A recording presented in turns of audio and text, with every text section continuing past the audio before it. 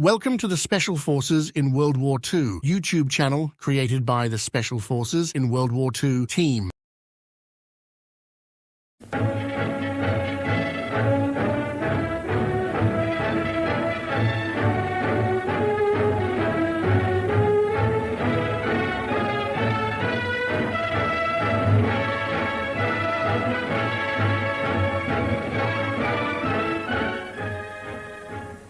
This is the Normandy beachhead shortly after D-Day. It has been fed by every type of landing craft, and by now many of them are in need of salvage, as you can see by this cluttered beach. Some of them have been broached by the surf, others left high and dry by the receding tide.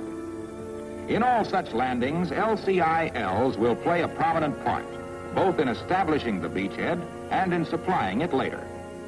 In making the many beachings thus involved, the chances are that at some time or other, almost every LCI will be called upon either to help another one retract from the beach or be in need of assistance herself. This picture will show you the various ways to give and receive such help with the maximum speed and efficiency. But first, let's see how you probably got into such a spot. Some of the reasons for finding yourself stranded are easily avoidable, such as the common error of neglecting to pull back as your ship is loaded and its weight thus increased. For besides approximately 16 tons of human cargo, your troops may also bring several more tons of excess gear aboard. This added weight will naturally tend to make your bow settle harder on the beach and can best be avoided by retracting a foot or so every 10 minutes. Another common mistake is the failure to check the tide tables and allowing the ship to stay beached too long while the tide is going out. But whatever the reason, let's say that here you are aground and you want to get off. Our stranded skipper has tried everything he knows, swinging the stern from side to side in an effort to free the bow, jerking on the stern anchor cable, pumping out any forward ballast, but he's still stuck. So he hoists a request for help.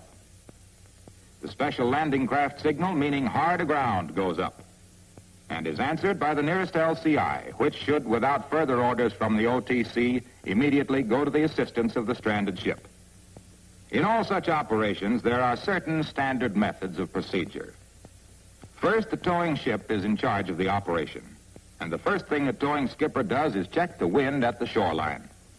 Except in isolated cases of extreme opposing current, the approach should be made from upwind, as your ship, when anchored, tends to ride with the wind.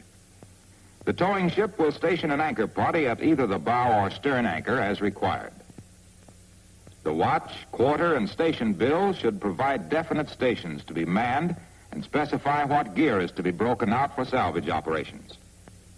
In cases where there is only slight surf, the towing operation can be performed better if the stranded ship is requested to take in her stern anchor, thus allowing the towing ship to make a clean approach. And now we're ready for the actual operation. There are 4 standard methods of assisting an LCI, which is hard aground, in retracting from the beach. For cases such as this, where only slight assistance is needed, towing side by side is the easiest method. The anchor is let out well beyond the breaker line, using at least 100 fathoms of stern anchor cable. In this, as in all towing operations, the use of an anchor is necessary, not only in the salvage operation itself to furnish extra pulling power, but it has the more important function of holding the towing ship in position. Without an anchor out, the towing ship might tend to broach or drift out of position. Notice that the long, straight approach on the windward side has allowed the towing ship to be set down alongside the stranded ship in ideal position. She then beaches gently beside the stranded ship, working her bow in close as she beaches. The 1 line and the 4 line are put directly across as breast lines. While the forward lines are being doubled up as an added precaution against undue strain, the towing ship swings her stern alongside that of the stranded ship by using power and full rudder, assisted by the 4 line, which can be put on the gypsy head and heaved around on if necessary. The 2 and 3 lines are crossed to provide forward and after springs and a bight run out on the 3 line. This bight should be particularly well secured and closely tended, as it takes almost the entire towing strain. And now, before power is applied to retract the ships, the engine room is told to begin towing procedure. This means that on all the following engine orders, the throttles will be advanced more slowly than under normal circumstances, so that there will be less strain put on the lines. With the captain of the towing ship in charge, both ships use their engines simultaneously and back off the beach together. The stranded ship using all back full, while the towing ship works up power more gradually. As the strain is taken by the towing ship, she also starts heaving around on her stern anchor cable, surging on it in quick pulls if necessary. All line handlers carefully tend their lines to be certain that the strain is equalized on all doubled-up lines. Don't expect immediate results. It's the continuing strain that will finally get the stranded ship moving. Once the stranded ship is afloat, both ships stop their engines and are taken out by the towing ship's stern anchor cable. The ships remain together until the towing ship houses her stern anchor and maneuvers the two ships as a nest to get their bows into the wind so that they may be more easily separated. To separate the ships, let go all lines except number 4. The towing ship goes ahead slowly with the 4-line taut. This, plus the action of the wind from ahead, will tend to separate the bows of the two ships. Then the 4-line is cast loose, and the towing ship clears her stern by using inboard rudder, while the stranded ship stands clear on a steady course. The maneuver over, the order is now given to secure towing procedure, which means that the engine room will answer bells in the usual manner. And the ships proceed on their respective ways. Towing by the bow is done when space or surf does not permit towing side by side, and where a heavy pull is not needed. The towing ship stops off her bow anchor, attaches a messenger to the chain about 3 feet aft of the shackle, and bends a heaving line on the messenger. As the towing ship approaches, the stranded ship posts a detail to go to the fantail to receive the towing ship's line. On the con, the captain of the stranded ship informs his exec that he is... Uh-oh, it's the same skipper. He seems to be having a little trouble today. A pelican hook is shackled into the stranded ship's stern towing pad and laid open to receive the shackle on the end of the towing ship's cable. The winch is prepared for heaving in the messenger and cable, and a man is stationed with a boat hook should the heaver make a near miss. The towing ship continues her approach, coming in slightly upwind to heaving line distance. Work in as close as possible, depending upon surf conditions. With your anchor out, if possible collision threatens, you can check or hold your anchor cable. As soon as a heaving line is over to the stranded ship, the towing ship should disengage her clutches and not use her engines anymore until she's ready to tow the stranded ship free. Don't worry about drifting. With the towing cable fast, heave around easily on your stern anchor cable. This puts a strain on both stern anchor cable and towing cable, and as the slack is taken out of the towing cable, it will put the towing ship directly astern of the stranded ship. Thus, your ship will end up in ideal towing position, which is a straight line from the towing ship's stern anchor cable to the bow of the stranded ship. On signal from the towing ship, both ships back their engines simultaneously, and the towing ship heaves around on her stern anchor cable. As before, the stranded ship uses full backing power, while the towing ship applies gradually increasing power until the stranded ship is afloat. As soon as the stranded ship is clear and out of danger, she hoists the 1-letter towing signal as contained in the International Code of Signals. She casts off the tow line and stands clear while the towing ship houses her anchor and brings in her tow line. And our troubled skipper is once again clear to resume his duties.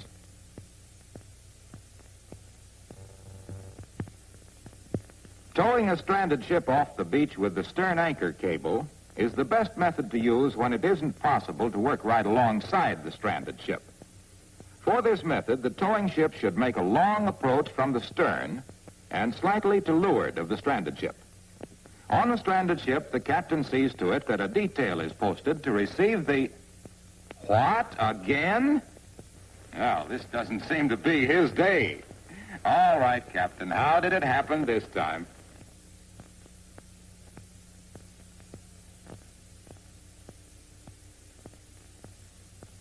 Okay, so it wasn't your fault.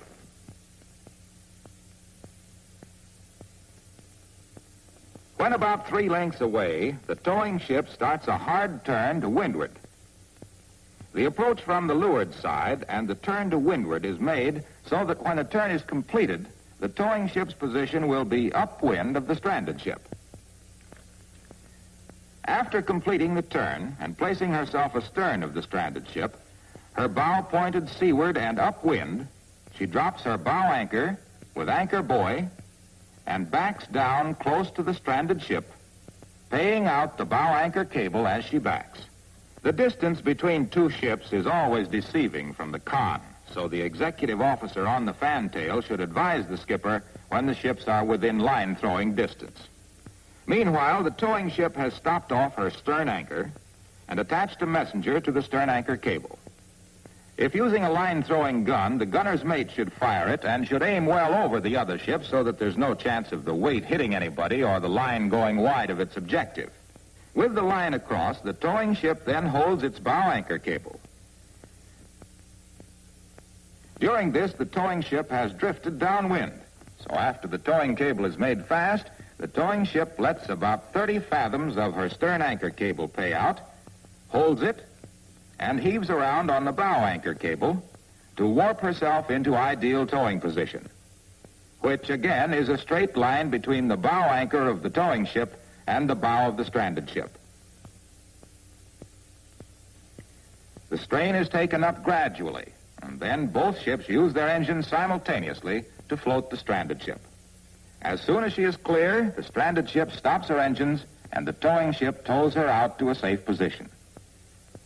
The towing continues until the stranded ship advises the towing ship that she is casting off the tow line. The towing ship then stops her shafts to prevent fouling the screws until the towing cable is brought in. The quarter-to-quarter towing procedure should be used only where there is little or no surf and where there is deep water back at least to the conning station of the stranded LCI. This is the most difficult towing maneuver, but also the one with the greatest pulling power. The stranded ship has a sea detail posted to receive the lines. And in the con, yes, that's right, we find our old friend ready to hand in his bars. Oh, take it easy, Captain. This is only a training film. The approach is made, and the bow anchor dropped exactly the same as in the stern tow. But instead of standing clear and heaving a line over, the towing ship backs down far enough to tie up her quarter directly to the quarter of the stranded ship. To do this, the towing ship leads her number 4 line to the stranded ship's number 3 bits. And as soon as that line is over, the towing ship stops all engines and disengages the clutches, holding the bow anchor cable. Then, by putting the 4 line on the stern winch gypsy head and heaving around on it, the quarters of the 2 ships are brought together. Small lengths of cable are passed back and forth between the ships, leaving a small amount of slack so that these cables can take up with a jerk if a sharp pull should be needed to free the stranded ship. The cables should be equalized in length so that they will all take an even strain. The towing ship then heaves around on her bow anchor and goes all ahead full, while the stranded ship backs all full. This not only exerts a powerful pull, but builds up a bank of water under the bow of the stranded ship. It also tends to wash out the sand from under the bow of the stranded ship. If the stranded ship is still held fast, the towing ship can stop her engines for a second and then go ahead abruptly, causing the cables to take up sharply, thus perhaps breaking the sand suction on the bottom of the stranded ship. When the stranded ship has cleared the beach, the towing ship houses her bow anchor, and the 2 ships each go ahead on their engines to clear each other. The same procedure can be used with 2 towing ships, one on either side of the stranded ship, if a heavier strain is needed. This may be a mechanical age, but the lowly shovel can still come in handy at times. So try digging before you give up hope. You'll be surprised how effective the 5 shovels in the ship's combat packs can be.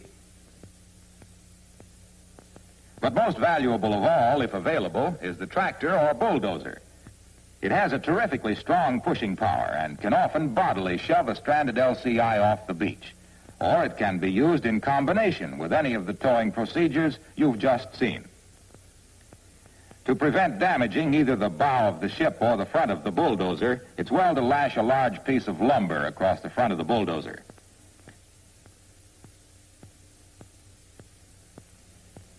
For towing at sea, the towing vessel makes a long, parallel approach.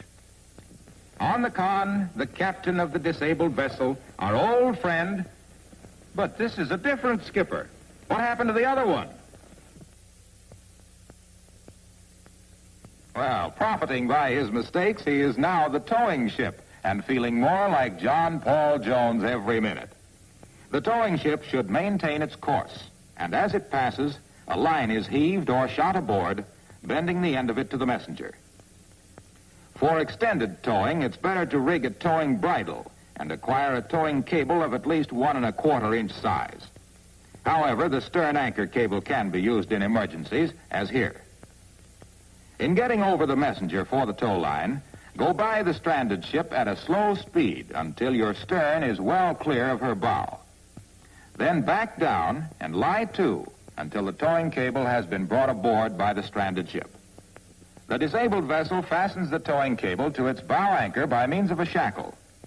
As the towing ship goes ahead slowly, the disabled ship pays out approximately 50 fathoms of her bow anchor cable, checking it out a little more slowly than the towing ship goes ahead, to keep a slight strain on the line at all times. The towed ship will then have way on by the time the cable is held. The towing ship also pays out about 50 fathoms of stern anchor cable slowly and commences her tow. The anchor, riding in the bight between the two ships, acts as a catenary and prevents the towing cable from taking a quick jerk and snapping.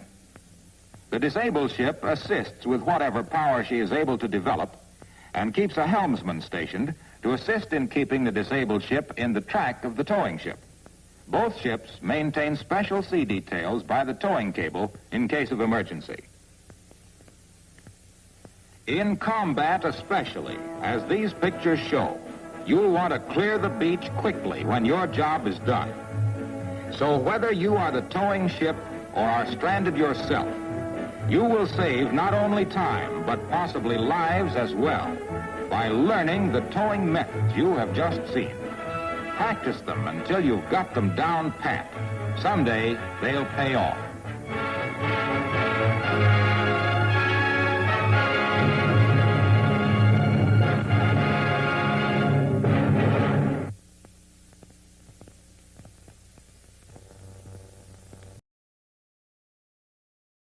Thank you for watching the Special Forces in World War II YouTube channel, an unwavering digital fortress committed to preserving the history of elite and specialized units in World War II.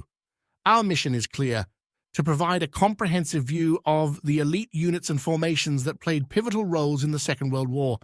This extensive dossier includes their frontline battles, innovative weaponry, strategic maneuvers, and the brave soldiers who faced the crucible of combat.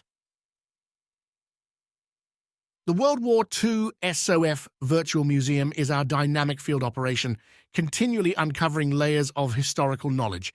We also maintain outposts on Facebook, Instagram, and YouTube to enhance our information dissemination. If you possess relevant intelligence to support our mission, don't hesitate to share it with us.